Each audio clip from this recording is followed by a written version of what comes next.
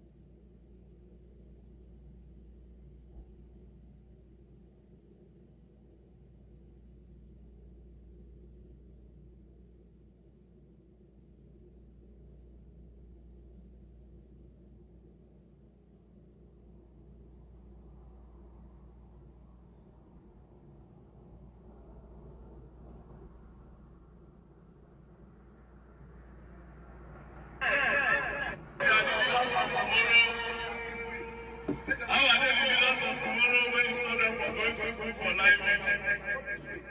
If INEC did not have basic education, he will not be the Minister of FCT today.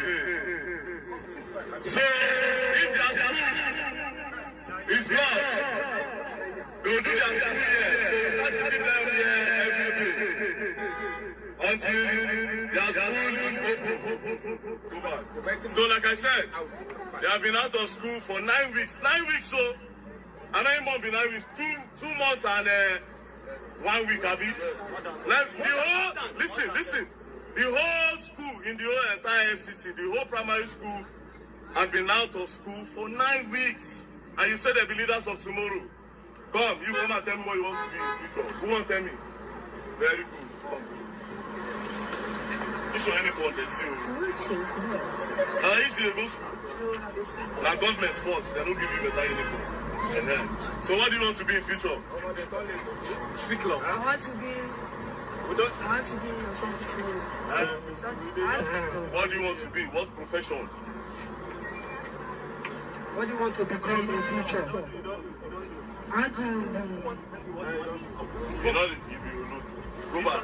Hey! Hey, God. Primary school student. What is your name? What did they teach them? My name is. That is what they are really causing to our. Oh my God. Just in case they don't know their names, let me explain something to you. Public schools, especially the one in Durumi, in the whole of the primary school, they have just 10 teachers. Explain that part and then. Jesus. Okay. What I'm trying to say is that if you go to the primary school in Durumi now, specifically, the primary school in Durumi, if you go there, the direct employed teachers there are no more than 10. The remaining teachers are all PTA teachers. These children that you are seeing, they are charging their children school fees to pay the PTA teachers in the school. In a government school? In a government school. They are paying PTA. They are paying PTA. That means school fees, which we know in FCT is free education. Free education in FCT, but this parents, because there is no teachers in the primary school, only few, they have to charge their parents to pay so that they will pay the PTA teachers. Still, with the few teachers they have, they are not still paying them. They are still, the children are still at home. That's not just.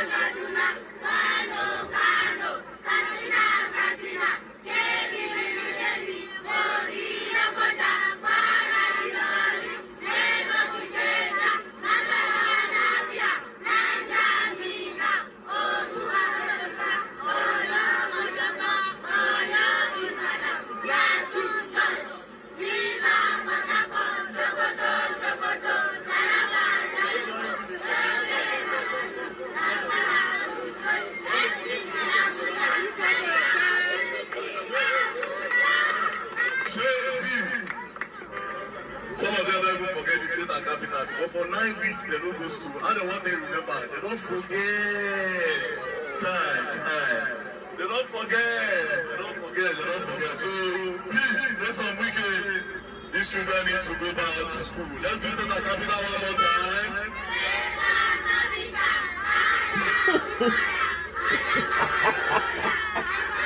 Oh my God. Hey, if he had now, I'm telling you, thank God for him. He's doing a lot of work.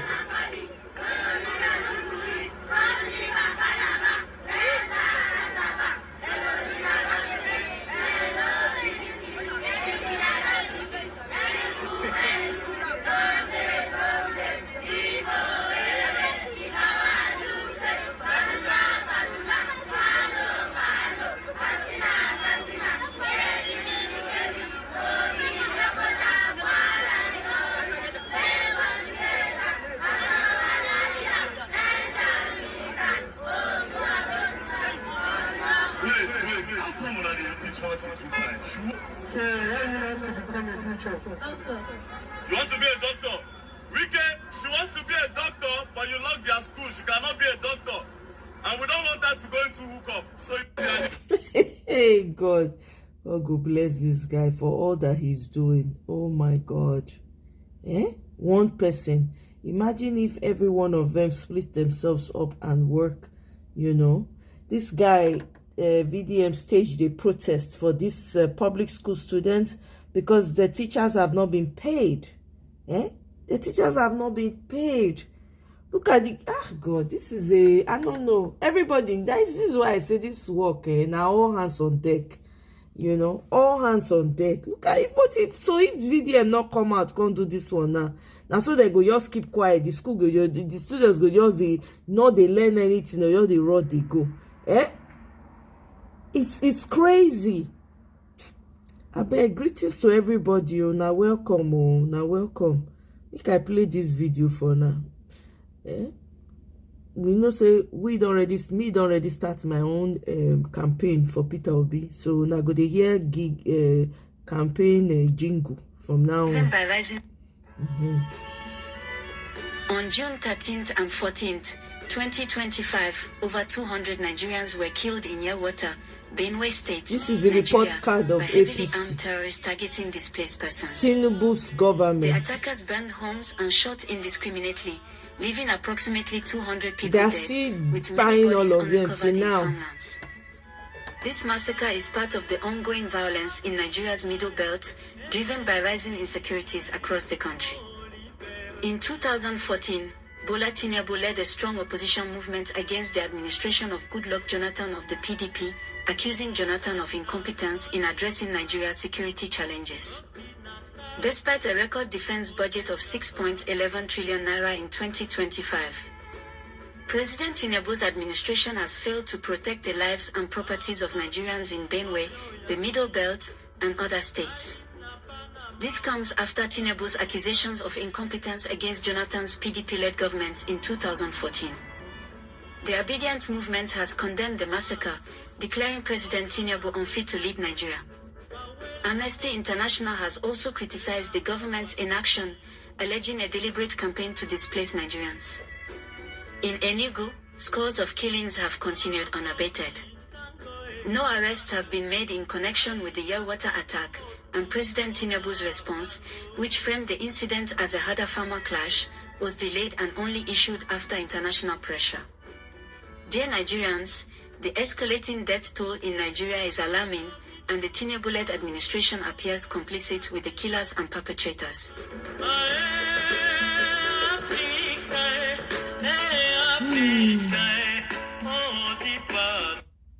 I saw a news earlier. They were saying that they have captured or they have pied some of them. And a professor is selling vegetables since they can't pay him anymore now. So he don't start to sell vegetable. Which you want me the man do? Man must chop now, right? They say security operatives for Benue announced arrest of suspect. May they show us the suspect now. May they show us where the picture, where the video, where the proof. Anyway, may I play the video when you carry me come out this morning? The groundbreaking ceremony of the new INEC headquarters in Abuja was performed by Mr. President on the 17th June 2025. And at that occasion, Mr. President emphasized the fact that they want that building to be completed before 2027 elections. Some of us are worried for a good reason. INEC, by our constitution, is an independent body. INEC is a very sensitive institution in the democracy affairs that is building democracy in Nigeria, especially as it affects elections, which is the fundamental aspect of governance. Some of us are worried because,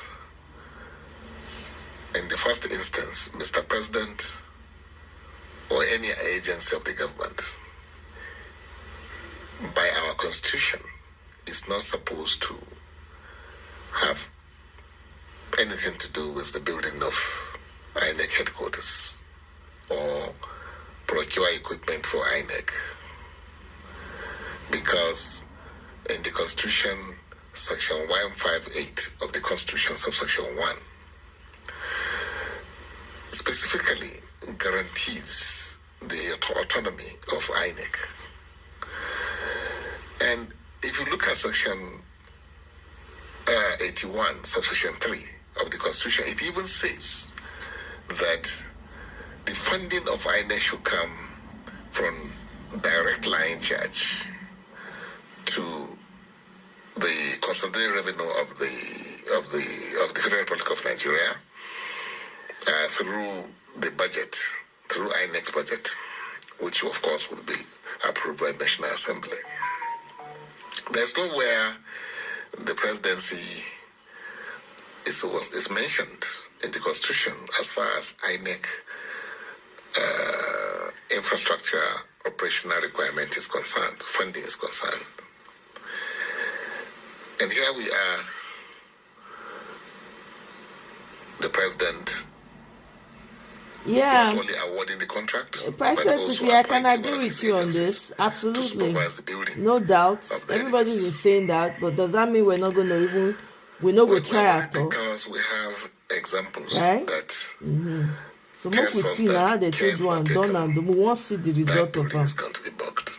So yeah, I can agree with you. Case not taken, APC but we not give up. may sniff through some electronic devices that may be installed as the building is being erected on elections, and that will make our elections to be not fair, free, or credible. Examples are like what happened when African Union, that's AAU, wanted to erect its national headquarters in Addis Ababa, Ethiopia, in 2012, I think it was. And China offered to do it for us free, as a gift, as a way of enhancing and deepening the relationship between Africa and China. It was accepted, only to discover later that 5 years later, actually, in 2017, that the building was bugged, that the computers were actually reporting to Shanghai. I mean, the data and information on the computers that were installed in that building were reporting all information, all data on the operations and meetings, conferences, whatever, of the African leaders to China. There is another case that I think Mr. President should be concerned about, which is the Watergate in America in 1970. That is when President Nixon was the president of America as a Republican. The office, that is National Democratic Committee headquarters of the opposition party, the Democrats, was boggled. And it was later discovered that Nixon was the one that boggled the office, installed listening devices, which they were using to sniff on the operations and the arrangements, whatever the opposition party was doing, towards the elections. So when the commission of inquiry was established and it was discovered that Nixon was behind it, he was forced to resign. And that, in fact, led to a lot of misfortunes for the party in that year. So the point I'm trying to make is that Mr. President does not need this. He doesn't need to expose himself to unnecessary ridicule, an unnecessary crisis later in the day. So I'm calling on Mr. President, and in fact, I'm calling on Mahmoud Yakubu, that is the present chairman of INEC, to do the needful. Perhaps let him approach the National Assembly, let him write to the presidency that what the president is doing is unconstitutional. And it is not in the interest of democracy for a Democrat like Tinubu to do what they're about to do. That's not happening if there's no change in the way we're about to do. I mean, the way they are going about building that headquarters. Some of us will go to court because even the contractors that are going to build that edifice are foreigners. Exactly. Which is also not acceptable, really. That's exposing us to unnecessary vagaries. That's our democracy. So we are calling on Mr. President. I'm calling on INEC to do the needful, the right thing.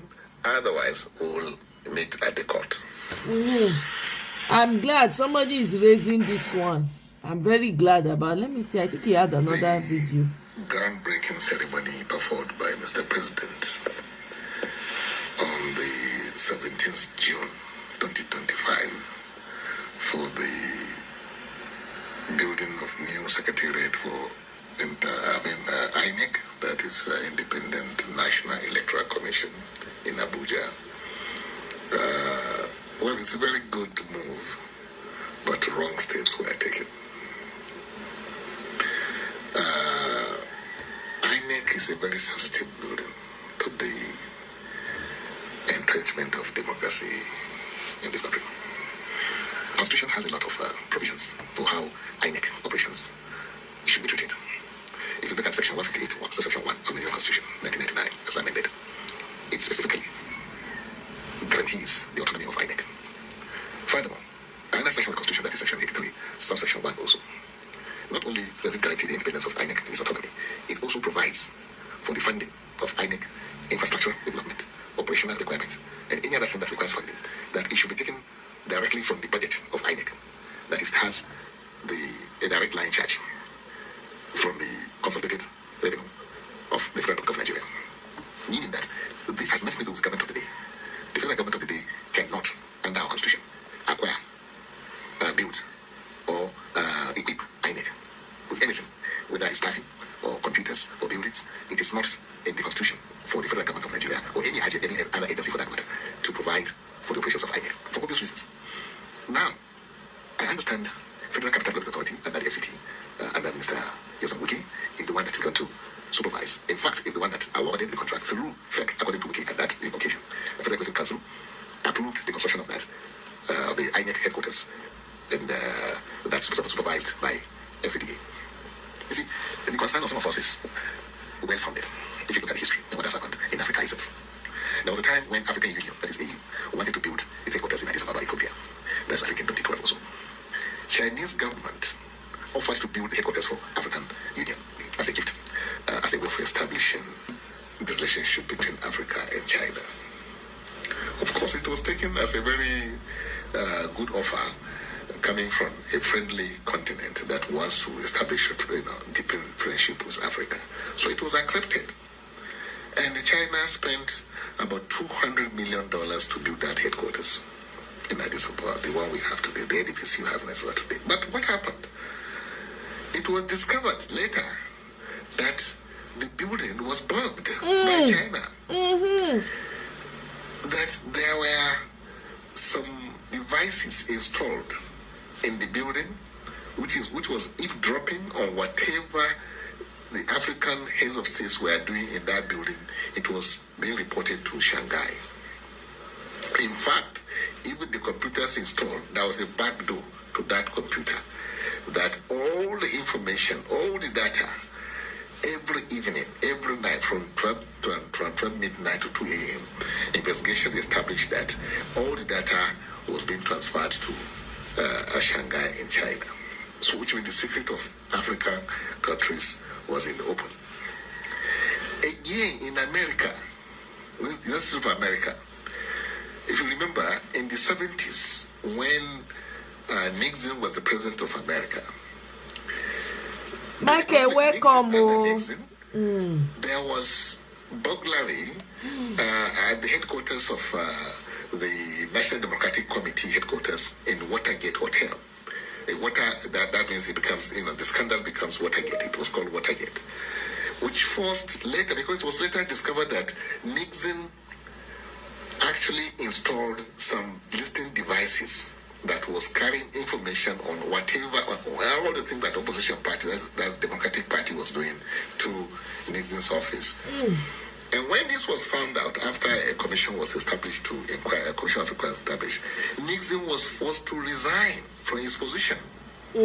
So my point of view is that nobody is saying that government should not provide enabling environment for INEC to operate. But the Constitution does not say Mr. President or any minister or anybody should build headquarters or acquire equipment for INEC, because that would be the greatest harm that you can do to democracy. Now, are we sure from what President himself said at that luncheon, and Wiki also corroborated it? He said they want these headquarters to be finished before 2027 elections. So how are we sure that all the election materials, all the information on other political parties, and in fact everything that INEC is doing will not be reported to APC headquarters or Mr. President's office? As an espionage kind of arrangement. It has happened before. It has happened in China. I mean, Chinese did it to us in AAU. There are other buildings like that China built for African countries, which were bugged. America, it happened, and are we sure it will not happen here? So I'm calling on Mr. President to take a second look at that move yesterday. It is recommended, it is commendable that we are building a new headquarters for INEC, because the chairman established the fact that they are very, very tight in terms of space. So it's a good thing to do. So I'm also calling on the chairman himself, that's Professor Mahmoud Yakubu, to please do the needful. And what is the needful? To approach National Assembly to protect us, protect this democracy. And I don't know the advisors of Mr. President. This is not in his interest at all, because later somebody can really bring up this matter and make it a case for Mr. President to defend himself that they didn't install, some espionage devices that is above the office. I saw the people who were, in fact, even the contractor was a foreigner. Mr. President himself said he doesn't know where this person is from. Hey, well, I don't know, but these are white men, or some people. I mean, they are not black people. That are going to construct these headquarters. That also, is not acceptable. This is our secret. Things about election is very, very important to the country, and it's very fundamental. So I hope Mr. President and Mahmoud Yakubu will do the needful by ensuring that project is brought back to INEC, and INEC to advertise it and select among Nigerian construction companies of repute to build that place and guard the sensitivity, the credibility and reputation of our election, so that people will now believe and accept the result of the elections. If that is not done, some of us may approach the court to ensure that the right thing is done for this country. Thank you. Ha! Thank God say this man bring this thing up. Voila, no lie to now. As I see this thing I say, oh my God, this is why all hands have to be on deck. You not hear waiting, you not hear the expo, you not hear waiting talk. Your INEC building, when they talk, they want to build INEC, new INEC building, and they want it completed by 2027. They are awarding the contract to foreigners, to Chinese people. Chinese people bug the AU when they build building when they get for Addis Ababa. They find out if Chinese people bug them. How you go to award such very sensitive building to foreigners? I don't. God. But you know, everybody in office sleep put head for one place. This has to be talked. This has to be called out and talked about heavily. How can you award contract to us? Because they are looking, because Tinubu does not care. As far as saying they go take so that he go win again. You know, me foreigner bug. Oh my God. I just happy say this man say he put maths. He saying go make sure say he sue if they not do the right thing. God go bless him. I know they support I don't know the guy. I just find I say wow. I never hear anybody else talk about that INEC building. This man, I can't open my eye. I know even, there's so many things to talk about in Nigeria. It's hard to catch up on everything.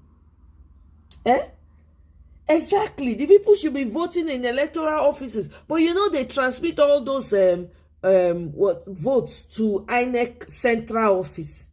So they will go and bug it. They will have foreigners to cheat for them. Hey, God. Hey, wanna listen to this one? Okay, go here. I have a few videos. We'll quickly knock them out before. Now, for they just find out, say Zamfara government, Lawal, he was caught in a 34 billion naira loan scandal after claiming to be loan free.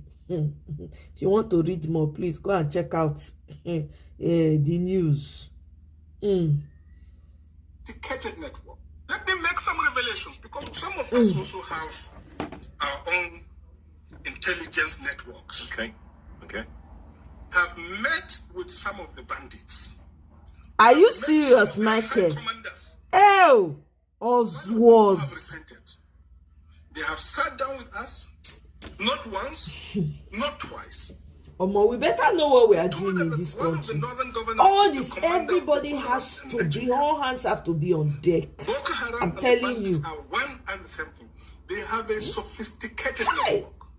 During this lockdown, their planes were moving up and down as though there was no lockdown. Moving ammunitions, moving logistics, moving money, and distributing them in different parts of the country. They're already in the south, in the rainforest of the south.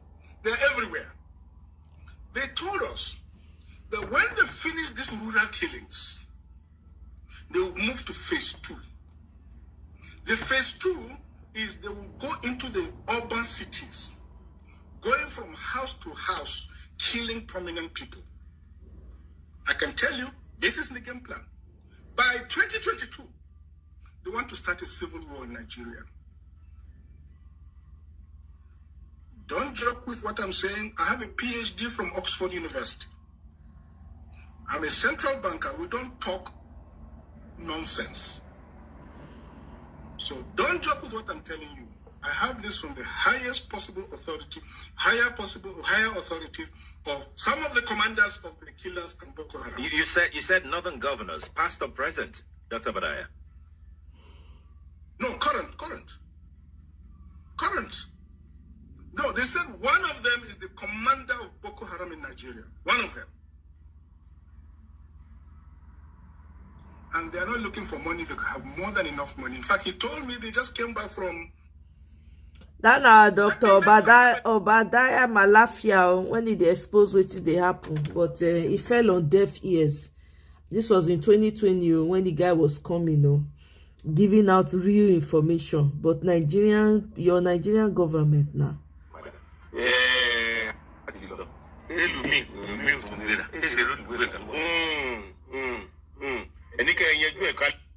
I beg, this one they give feedback.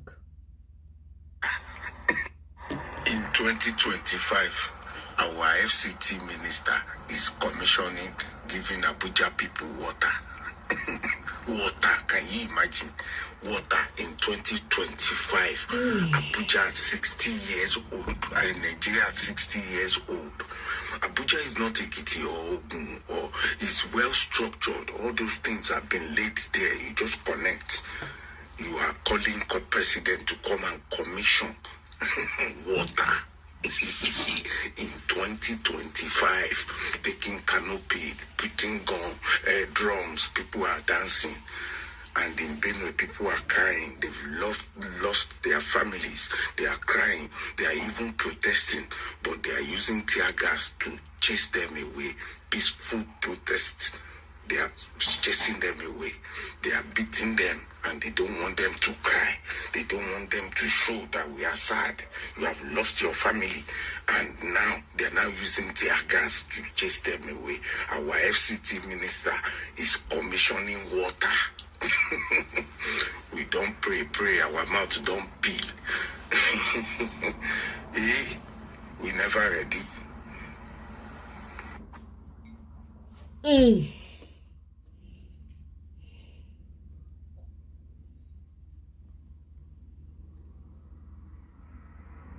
They are killing us. We are not safe. We are not safe. We need the police to be brutally killed. They should kill all the security in this school. They should kill all the security in this school. They should stop killing us. We are all victims. We are not safe. We are not safe in our school again. Why? We can't sleep with our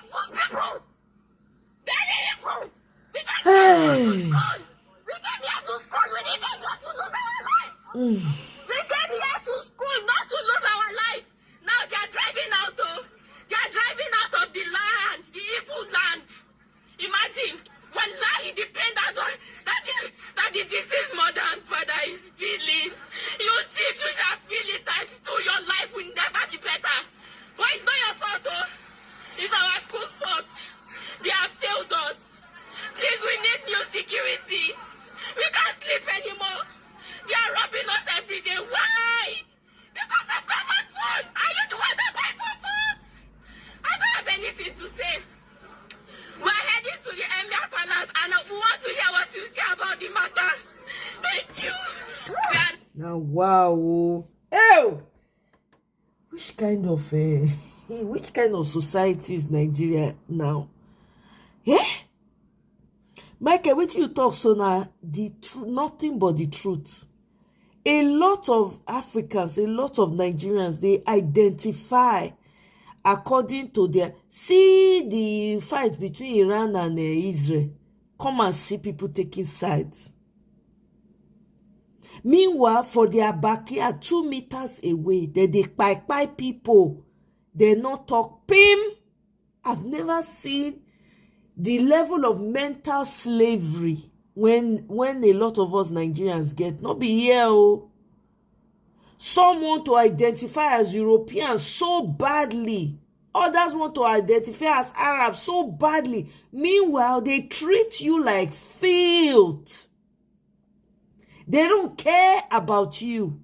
You are inconsequential to them.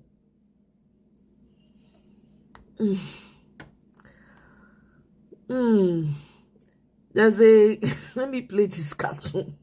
But he say, even T-Pain is surprised on what is happening.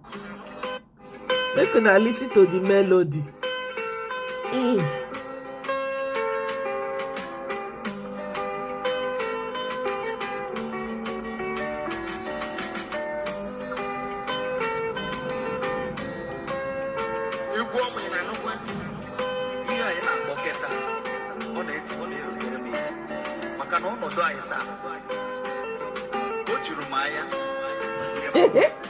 They make Tinubu they speak Igbo.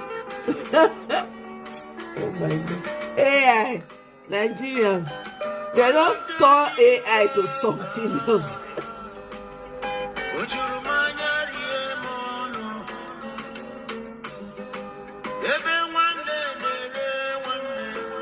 Exactly, Michael.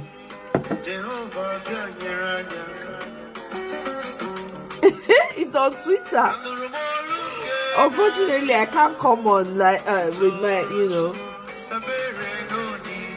I go show that later. Oh my God.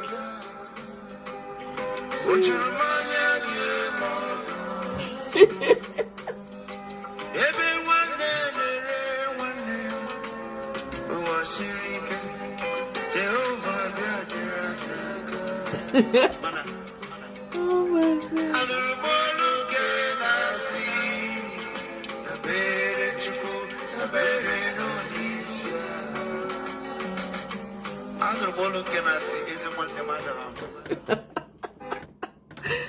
Oh my God. Oh, na here. You see, some foolish people go still call this one clout.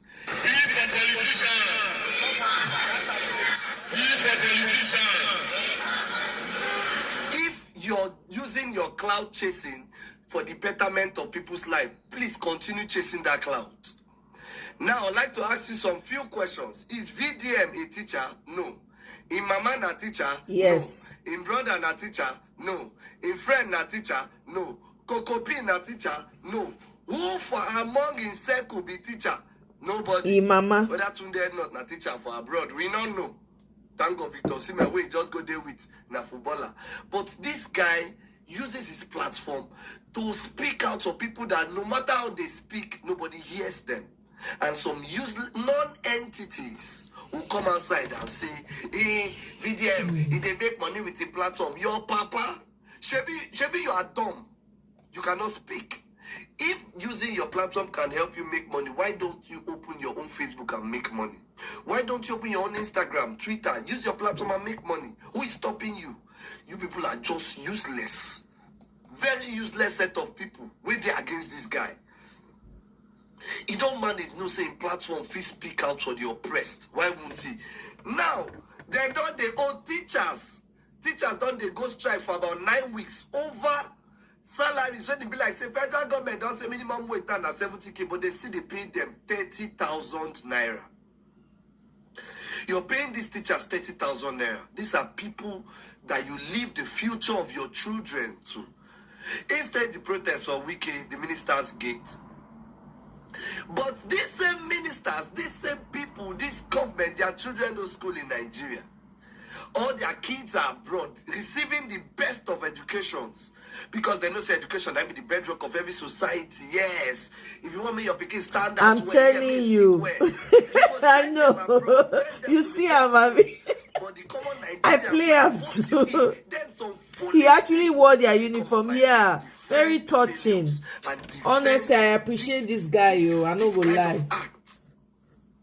Our teachers are supposed to be treated this way.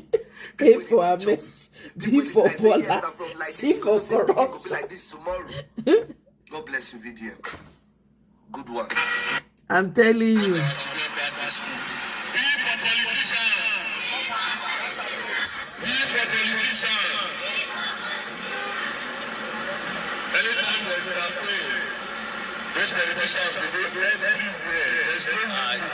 It is very dark, man, with people from primary school actually protesting at the minister's office this morning. I'm just reaching ABJ. He's actually educating them. That is the only thing to do. You remember that place where you need to vote. But during the election, after election, nobody will see you. Is that no wickedness? That's not fair. And your responsibilities. Everybody, we wish on you. God go bless this guy, honestly. No. God go bless VDM. Anybody when say God no bless VDM, thunder go fire that person. The whole primary school. How are they the leaders of tomorrow when you stop them from going to school for 9 weeks? 9 weeks. I'm telling you, Michael, at least primary and secondary school person go smoothly. Yeah.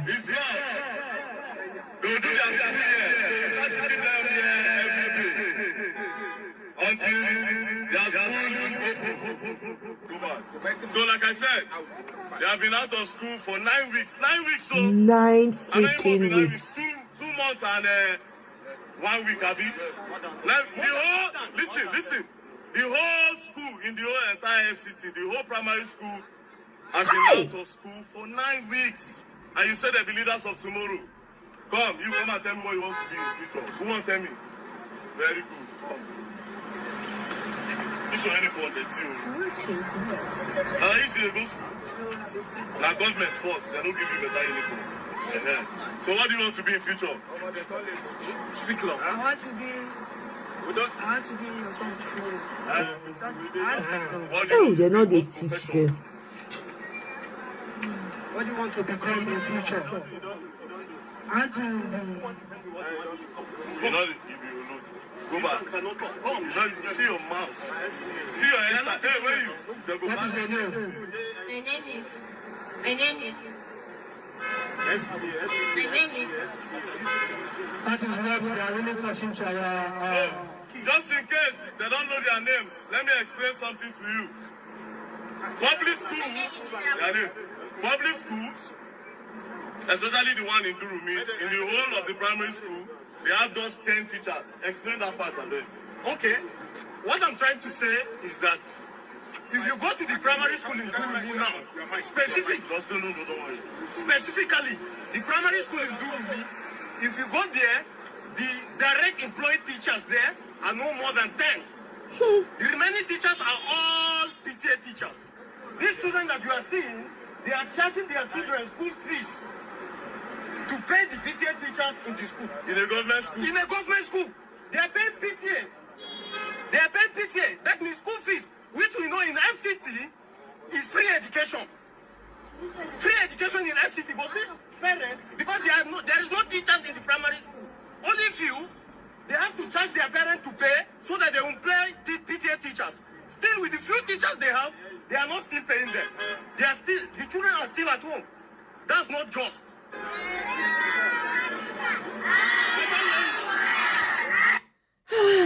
Man. Yeah, the parents themselves didn't go on strike. You know what? I said this a while back. I can't remember exactly. I said it's time for parents themselves to take it upon themselves to start educating their children. Honestly. To start doing home training, okay? Homeschooling for them.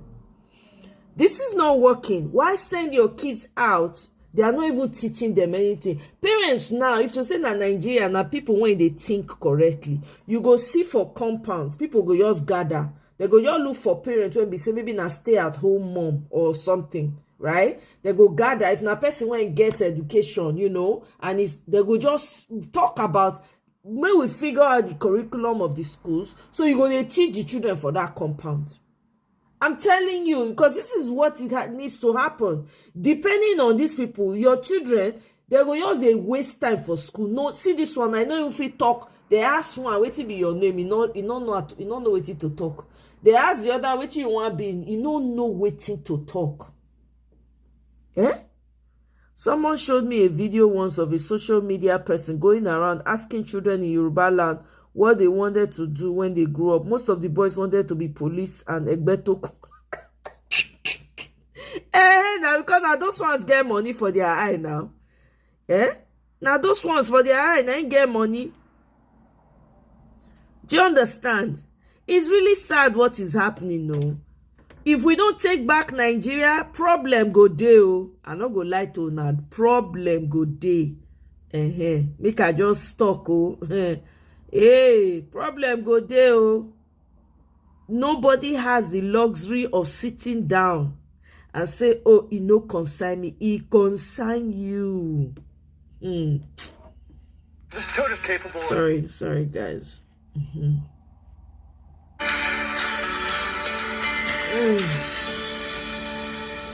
In a bold move to challenge President Bola Ahmed Tinubu and the ruling of Progressive Congress, APC, ahead of the 2027 general elections, key opposition figures have united to form a new political front, the All Democratic Alliance. The coalition, comprising politicians from multiple parties and ideological backgrounds, has begun the formal process of registering the alliance with the Independent National Electoral Commission, INEC, seen as a strategic attempt to consolidate opposition, its strength, and present a unified alternative to the APC. The ADA signals the beginning of what could become one of the most fiercely contested electoral battles in Nigeria's democratic history.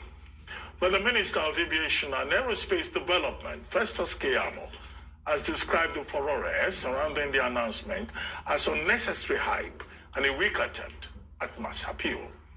Joining us on this show to discuss the coalition's application to INEC for registration and if the party has what it takes to challenge the APC is Dr. Akim Baba Ahmed, former political advisor to President Bola Ahmed Tinubu.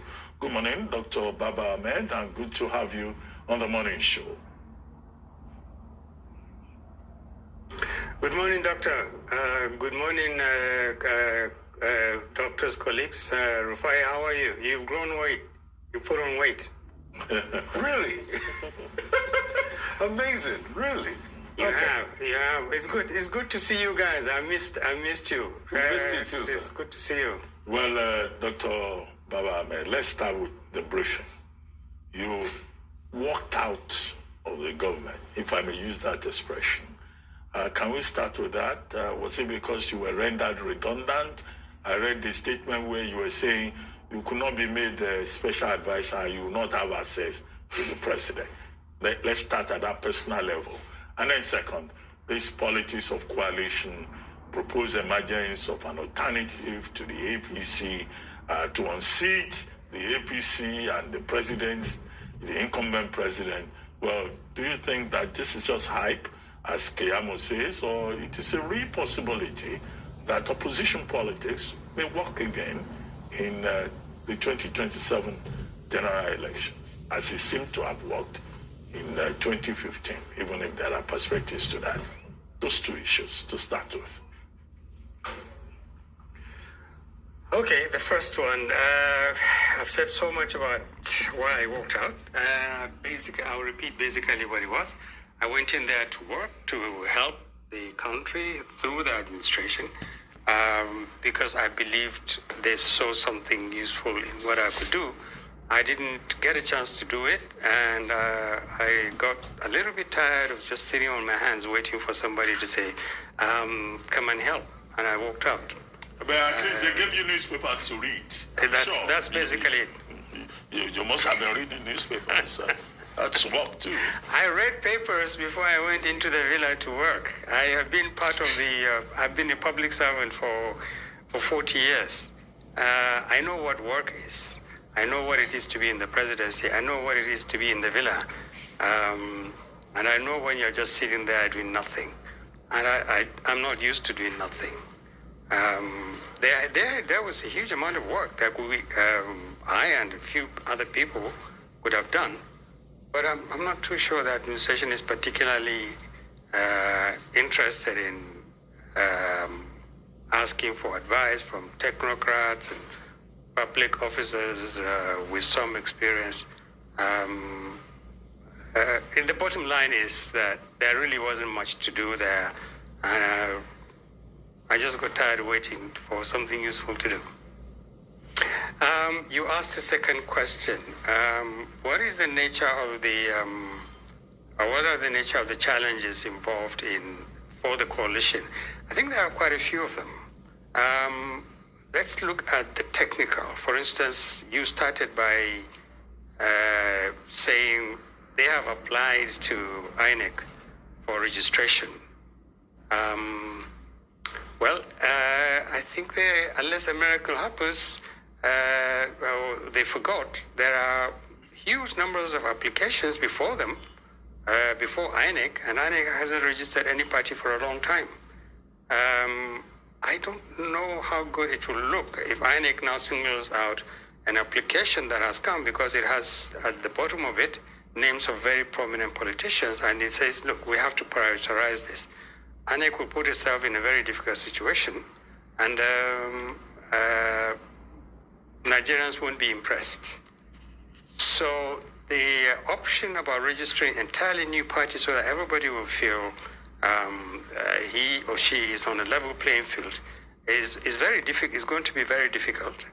It's going to be very challenging. INEC, of course, has other options. If they come really under pressure and they feel, oh, look, we need to register this party for whatever reason, they have one. They can register like 20 parties that would include the new party that these big wigs involved in the coalition want. They can't nitpick. They have to worry about the laws, the regulations regarding registration of parties. So the technical element about creating a new party is just simply to create a level playing field for everybody to feel comfortable. We're not going into another party where we have to comply with certain requirements that we're not comfortable with. We're not going to somebody's party where we'll be treated more like tenants than shareholders. We're not going to join PDP because PDP has been wrecked by ineptitude and indifference and incompetence, and Wike has come in there and has polluted the PDP room, and we don't trust each other. We don't trust each other. This one goes in this direction. This one says let's go this way, and this will go this way, and so they have massive problems. The option about registering a new party appears to be, on the face of it, the most attractive, because it says, okay, let's all go in there on our own. So you can get 50,000, 100,000 people go in and registering to join the party. But as soon as they get there, they coalesce around the same old groups and persons that are there. I think the basic problem, basically, that the wrong people are involved in designing an opposition to the APC, and they shouldn't be the people who should be doing this. 5, 6, 7 people who are the faces of a new coalition. They attempt to cobble together something that can represent for Nigeria. I hope that President Tinubu's APC can be effectively challenged. Not the wrong people involved in this. Okay, I like that you touched on trust because you're leaning towards a narrative that is being spelled out by the chairman of the African Democratic Congress. That's Chief Nosu, Ralph Nosu, who is saying that this ADA is a fake, that it's propaganda, and that the coalition knows what it has decided to do, and that will be unveiled soon. So is it that there's now a parallel coalition that is also operating? Is it that this coalition already has factions, before it has launched? What is the real position here? Because you seem to be leaning towards the idea that a registration of a new party may not be the most feasible way to go ahead. So does this mean that we are looking at an outlook of multiple coalitions emerging? Let me be fair and say that I'm not involved at all at any level in the coalition discussions at all. I'm just an observer who is watching with a lot of worry that an opportunity to create a strong opposition to the ruling party is being messed up by people who insist that they have to be the face of that opposition.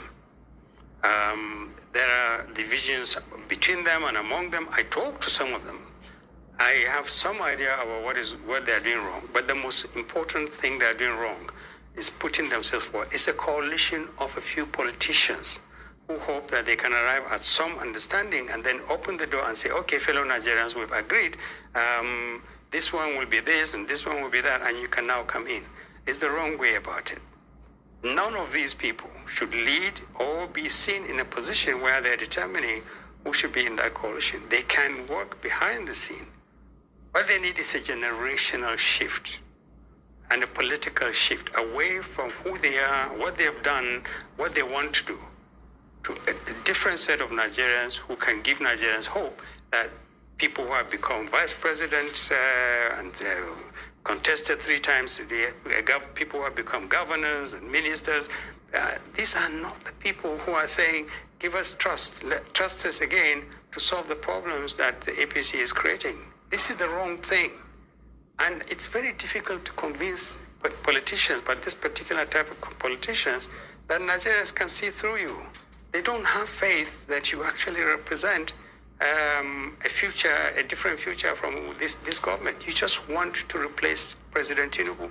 And if you replace President Tinubu, why aren't you putting forward your ideas yet?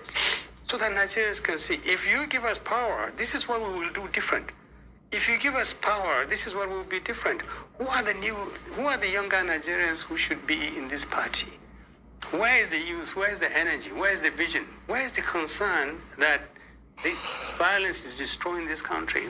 Levels of poverty are destroying this country. They're missing the point, and they think politics is about them. It's not. It's about this country and about the people of this country.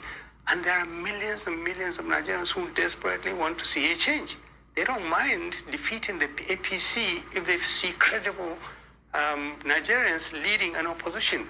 But the people who are leading the attempts to create an alternative to APC, I'm not sure that they're any better than APC itself. And that is what is the big disappointment. Then the challenge is they don't have the time. They don't have the time to fix all these gaps that they have, and they're not willing to think outside the box and create a real, genuine alternative.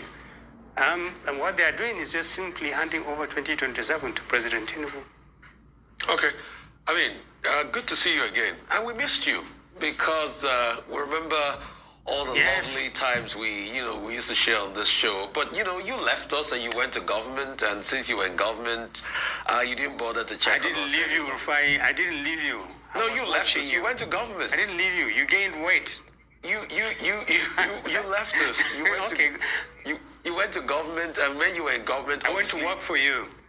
No, you couldn't be talking against the government. You were in, so probably we're not a good option for you then. But like I was saying, when you went to government, you were quiet.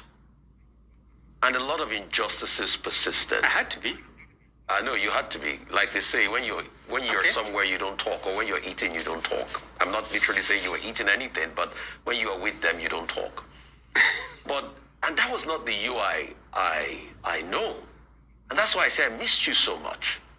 I know you to be a forthright, quick to speak, quick to assert yourself person. But when you were with government, you were not talking while all of these injustices went on. But it's convenient for you to come out and talk. Have you been in government? Rufai, let me ask, have you been in government? No, I've not been in government. I don't hope to be in government, actually. Ah, okay. That's why you can ask that question. If you're a public servant... I can't do that. I can serve my nation. If you're a public servant, you stick... Yeah, and you're doing a good job. I know, so I think I'm better here. If you're a public servant, you're assigned... to a role and you stick to it. Let me just land on the question. I was just going to say... Let me land on the question.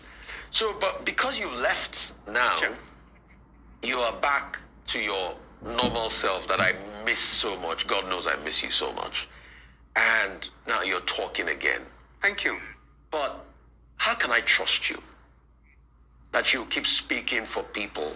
You don't have to. When it's not in your favor or when you are not in government again.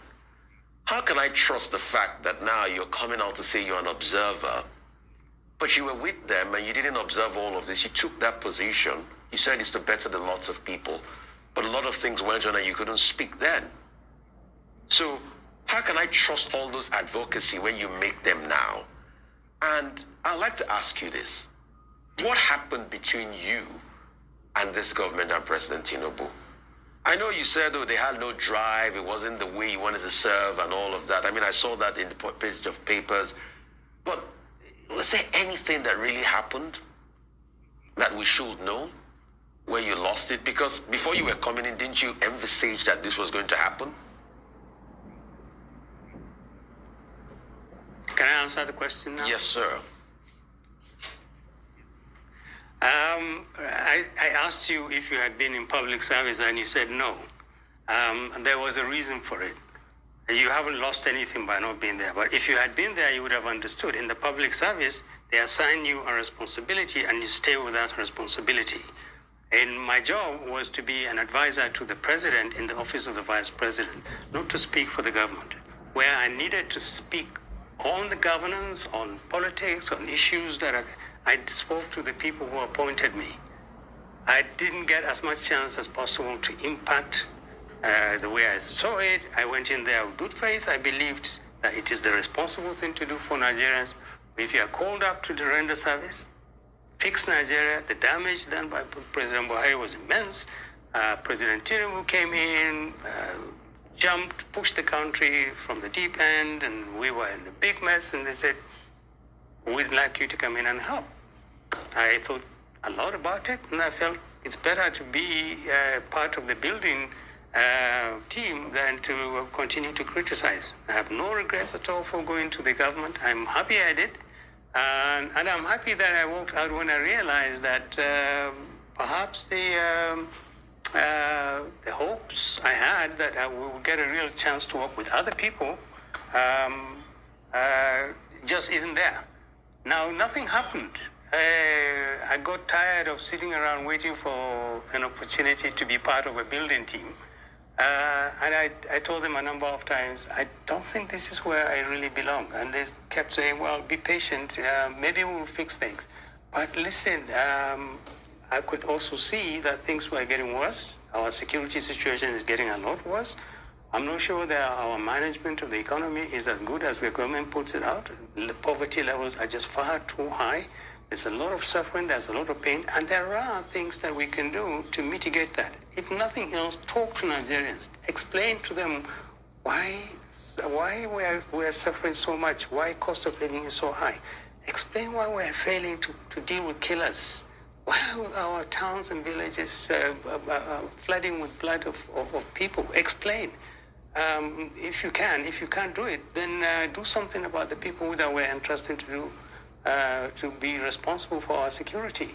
All those things weren't there. So I walked out because I didn't want to be part of an administration that won't listen to me and won't listen to Nigerians. I just simply thought they lived in their own world. So I'm afraid I have no regrets. I spoke before I went into the administration. I couldn't speak while I was there. I'm speaking now. And, between me and you as friends, it really doesn't matter whether you should believe me when I say this or not. I know I'm speaking the minds, and I'm making a point that millions and millions of Nigerians feel. Dr. Ababa Ahmed, well, we seem to have run out of time. But before we go, just one thing that people have been asking. Why is it that it's when a Southerner is in government that there's this talk about coalition? We saw it 2014, 2015. Now another Southerner is there now. Some people are saying, well, it's only when a Southerner is there. During Buhari's time, nobody talked about coalition. Do you think it's an important question for Nigerians to raise, or it is irrelevant as a political scientist? No, I don't think it is. There are Southerners involved in this talk about coalitions too. You know them? Governor Amechi is there, the former governor of Osun State is there. There are a lot of people from the southern part of the country. They love the South too, and they don't want to be second fiddle to the North. They are there. It's not every time that when a Southerner is there. There have always been talks about coalitions.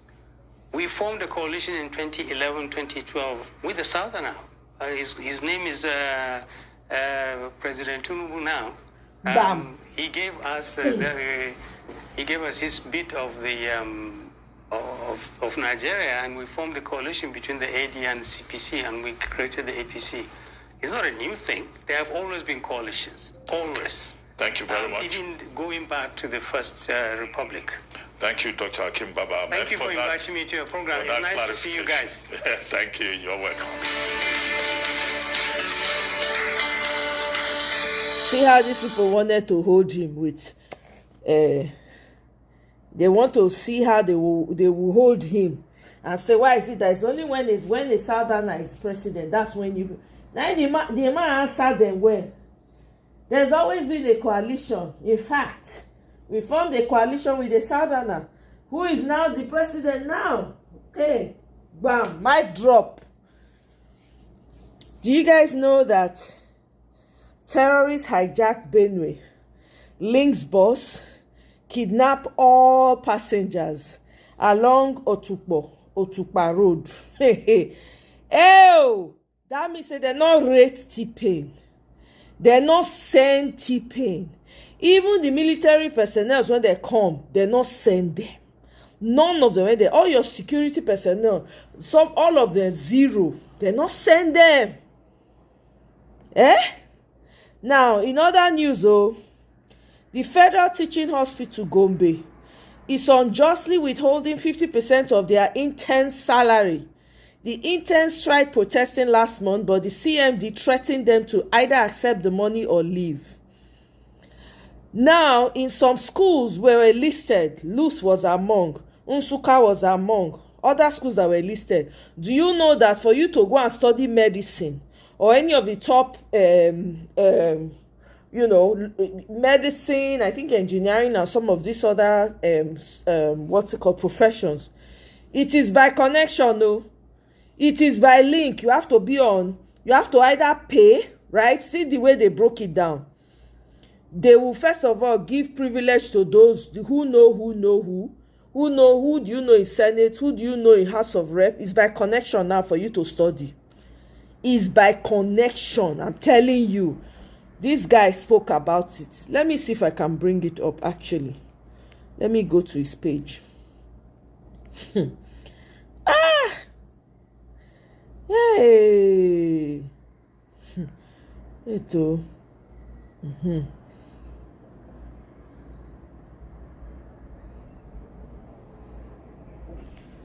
Where is it?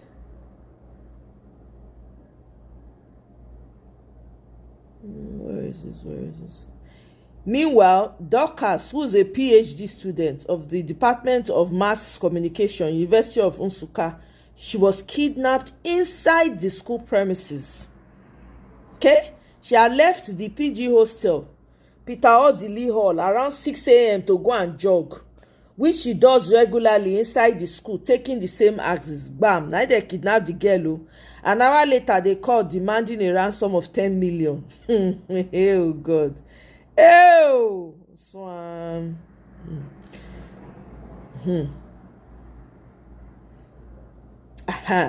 Medical school admission in University of Calabar is monetized.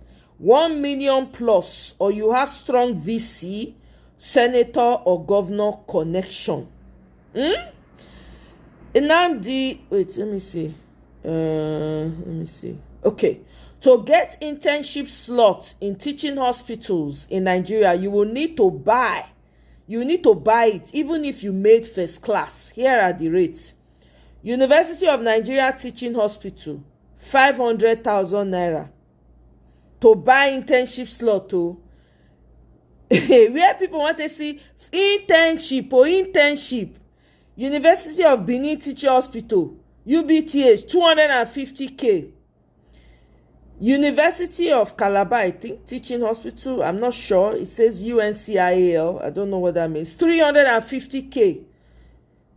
Duforth, Ebonyi, 400k. FMC, Umuahia, 450k. Luth, 500k. University College Hospital, Ibadan, 500k. And the list goes on. A lot of students with first class are still at home because they don't have money to pay for internship slots in our state or federal universities, hospitals. We need to restore merit in our society. Our bright stars are suffering. Corruption is everywhere and we need to put an end to it. Since T-Pain enter, all the people when they did most corrupt for Nigeria crept out. The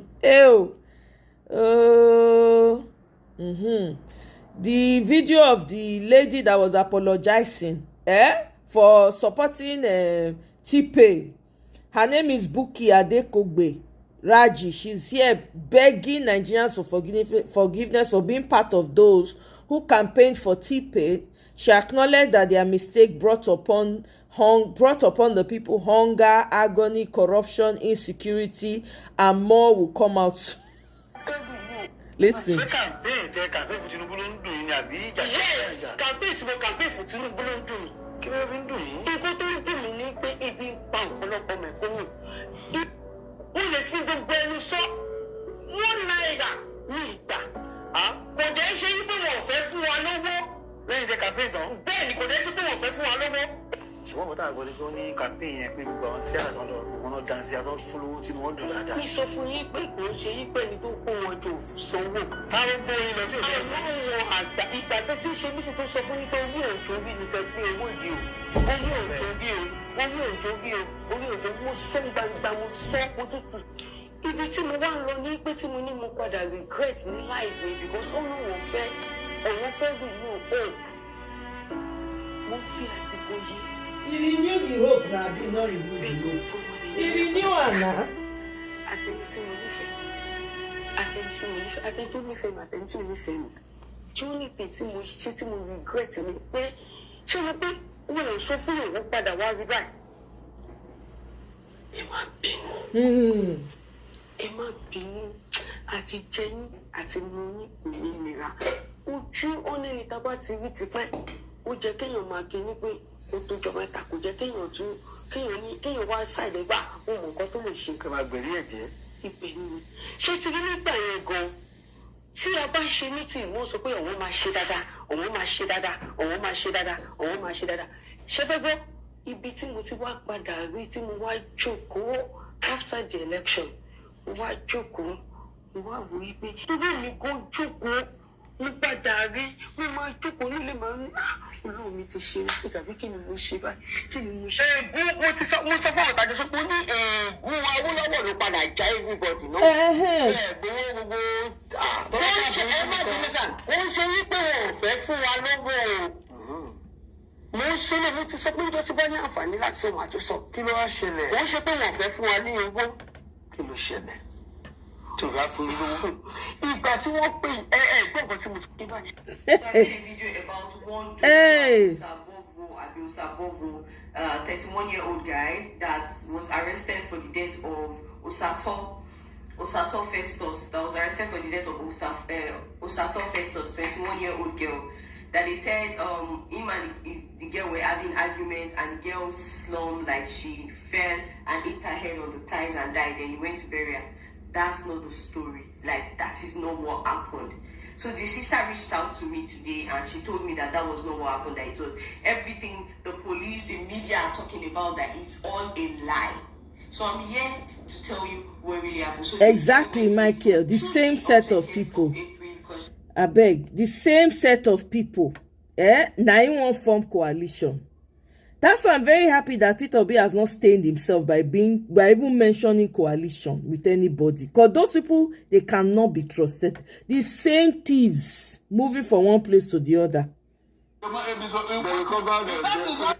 far, no strong evidence has been adduced by the prosecution against Nnamdi Kanu. Look at it. The prosecution, one of the prosecution witnesses, I think Mr. BBB or so, all the things they asked him was saying no. At a point, the judge or Justice Omoto got angry and was reprimanding them that if they don't have any matter they should stop coming and all that. It happened. So there was nothing concrete. I was thinking they are going to present a cache of arms stockpiled by Nnamdi Kanu somewhere. Because how can you be a terrorist without Mr. Okoro? Mention anywhere in the world where you see terrorists without a single, not even cutlass with them. You are a lawyer. What about inciting people? Because they also said it was inciting people. What are you talking about? Inciting in what way? Hold on. Hold on, please. That is not the one of the hallmark of a terrorist. Politicians do incite people, true or false? Politicians. Were you not here when somebody told you that God told him that they should kill Tinubu's wife, Oluremi, that she's an infidel? Exactly. Nothing happened in this country. Nothing. That one was not even arrested, not to talk of questioning. Oh. What does that tell you? That one is even worse. The man who said it, Sheikh Tenshi. So when you are talking of incitement, I don't know what people are talking about. That is not the hallmark. That's not the prescription of a terrorist. Terrorists mean you are heavily armed, killing people, taking up territories, destroying villages and all that. The terrorists also attack soft targets deliberately. Is that what? They deliberately attack soft targets. They don't look, as long as they're terrorists. Because it's affection between the government and listen very well. A terrorist is a terrorist. And there are prescriptions. That's why no nation in the whole world has seen Nnamdi Kanu as a terrorist or IPOB as a terrorist group. Because they know how to describe a terrorist or terrorist organization. They know. This thing that Killer Fulani herdsmen are doing is a perfect description of terrorism. Perfect description. But the federal government of Nigeria don't want to see that. They are still calling it a farmer header class. Do they need all the forest, all the land in the whole of Nigeria to do their business? If it is for a farmer header clash, no, tell me. You mean they don't have a place? You know, you had when Niger State to call them, come. If you are looking for land, we have more than enough. Kano State to call them, come, we have more than enough. Did they listen? They said no. So if it is land they are looking for, the states have promised them, come and take as much as you like a Niger State. Niger State has the size of the whole of Southwest. Okay. So why couldn't they go there if they are looking for land? If they are looking for land. I'm talking of a land that is twice the size of Lagos State.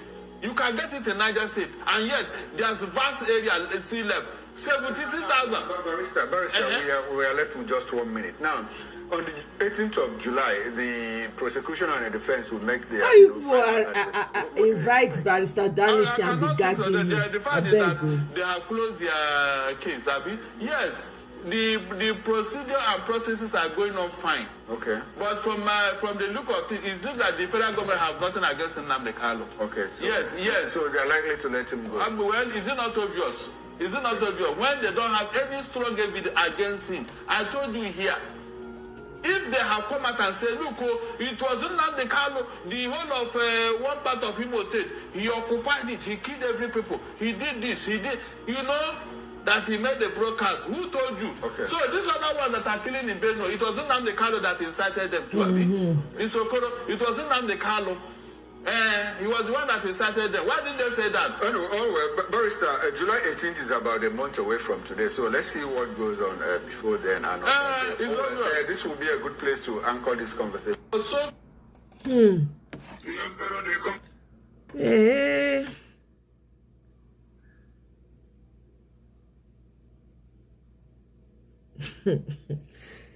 AI don't suffer for these people, and wallahi, Nigerians say T-Pain go here. Okay, so let's listen to they did an AI thing of what goes on in in Aso Rock. I don't go lie, I wasn't sure that Buhari was going to be very bad because most of us didn't know any better, but it was evident at once that Tinubu was going to be a disaster big time. I knew that Buhari did not have anything to offer. That man could not talk. He could not give clear speeches. I remember then I was on Facebook and I knew somebody who was riding hard for Buhari. He even changed his last name to Buhari. I wasn't heavy into politics in Nigeria then, so I really didn't put my mind or any time into it. I remember sending him a message. I said, listen, you are pushing this guy. How sure are you? This guy is not trustworthy. You are thinking about, oh, he was a military personnel. Remember, he was just a titular head. It was a Diagbon that was really doing the work. Do you guys remember that? I was telling them, oh, the guy said, no, my chill. The guy knows what he's doing. He's going to come and straighten up the place. He's got this BBB grammar. When Buhari enter now, they hear win. I knew that Buhari was going to be a disaster. When I see them, they push the guy up and down. I say, no, this guy cannot walk. Very slow dude. He be like, oh, see grave. See graveyard. That was what he looked like. I beg. I wasn't surprised when what did they call him? When Trump come out say he look lifeless. I'm not shocked. I was like, I expected it. You know, I beg. Sasha. Inside that so villa, now we dey enter so. Allegedly, just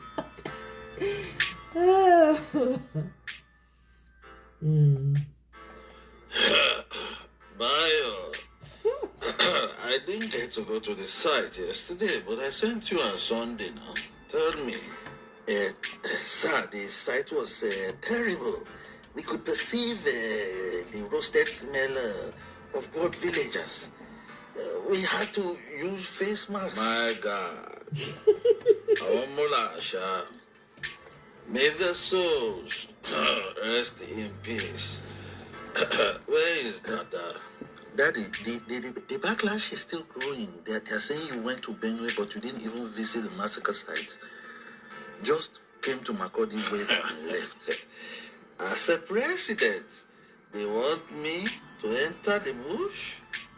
I told IGP that I want to see those arrests, and I trust Kayode.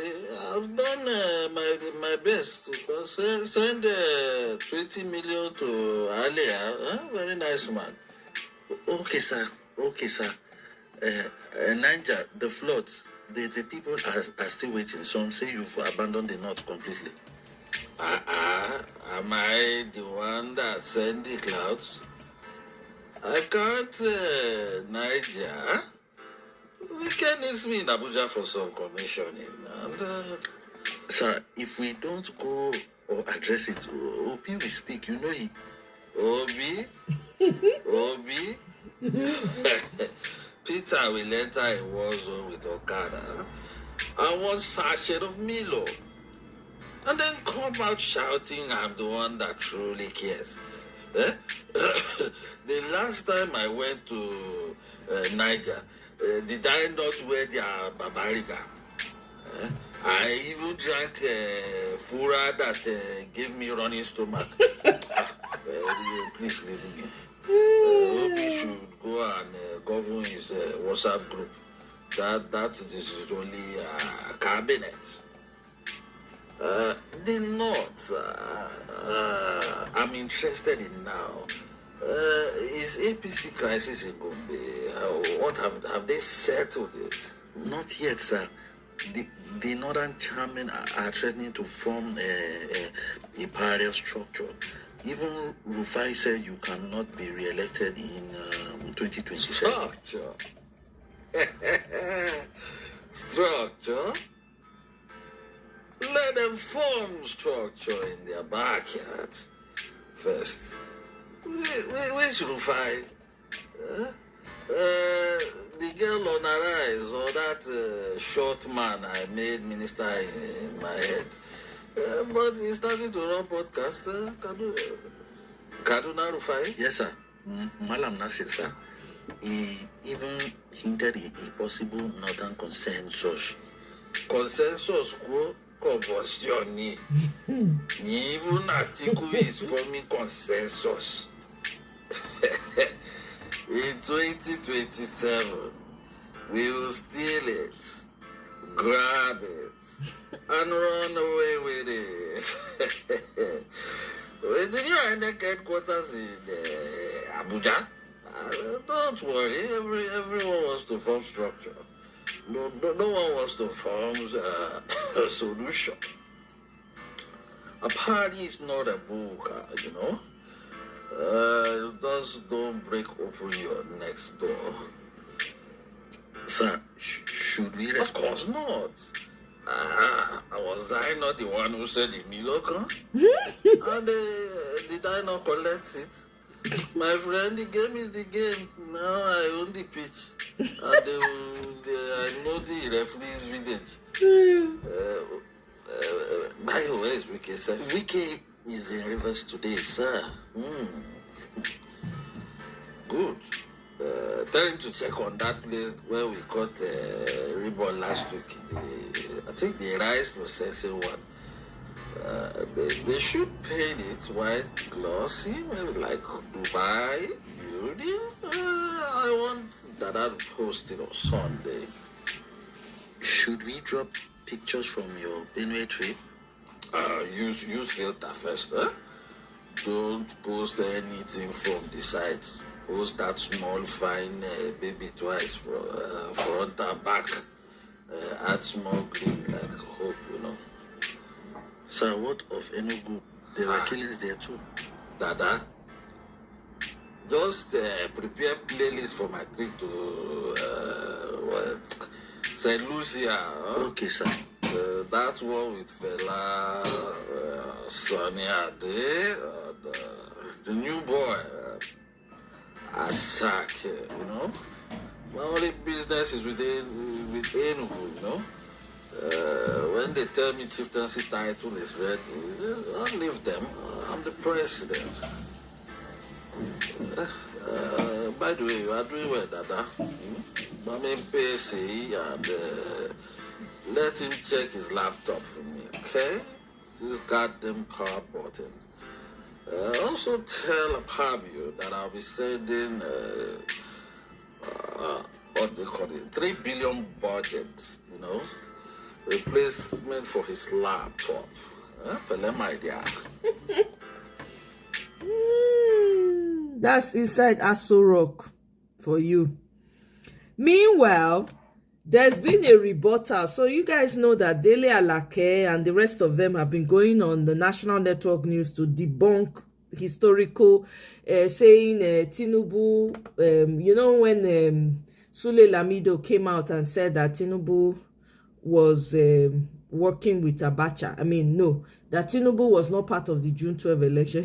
There was nothing that he was doing. I'm summarizing. I may not be saying it completely accurately as you guys want me to, but you get the point. Anyway, so people have been going on and debunking some of the stuff that Dele Alake went to try to rewrote. So apparently, Tony Aneni's son responded and debunked some of the information that Dele Alake put out. I'm going to read it. Rebuttal in defense of history and my father. Dear Bayo, actually was Bayo Ononuga, not Dele Alake. So apparently Bayo Ononuga puts out something. I didn't bother to read. I don't read Bayo Ononuga statements. I do not, nothing at all. I don't waste my time. So anyway, apparently Bayo had put out something that was not accurate, and the guy's name is Ose Aneni, apparently. Said, Dear Bayo, your account of my father's involvement in June 12 is, to put it politely, untrue. It is disappointing that you chose to use uncouth language to describe Chief Tony Aneni, and in an official communication from the presidency, no less. I will rise above the emotional baiting that this conversation has clearly sparked, and will speak only to the truth. I will also assume that your mischaracterization of historical events stems from ignorance, not malice to the facts. Chief Abiola initially fled the country after the annulment of the June 12 presidential elections by General Babangida.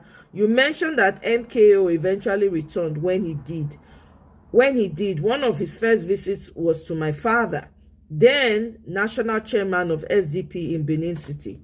True to form, my father confronted Abiola. He accused him to his face of abandoning the party and its supporters in the immediate aftermath of the annulment, while they risked life and limb defending his mandate. Abiola's response: a bird does not tell his friend that the stone is coming. My father also told me of another conversation, one in which he warned Abiola that his increasingly close dealings with General Abacha would ultimately destroy his chances of reclaiming his mandate. At that time, both parties, SDP and NRC, had negotiated for an interim national government with the understanding that it will eventually hand over power to Abiola. MKO worked in step lock with this arrangement. In fact, strategically ring-fencing a few sensitive ministerial portfolios for himself. But Abiola perhaps grew impatient of waiting and decided to pursue a different path. According to Aneni, when he warned Abiola of the folly in trusting the military, Abiola told him, whether you go by plane or by car, what matters is that you get to Kano. The ING to Abiola was a road trip, Abacha's military coup, which Abiola publicly encouraged. He regarded as a private jet. Indeed, Abiola was one of the first to visit and congratulate. Where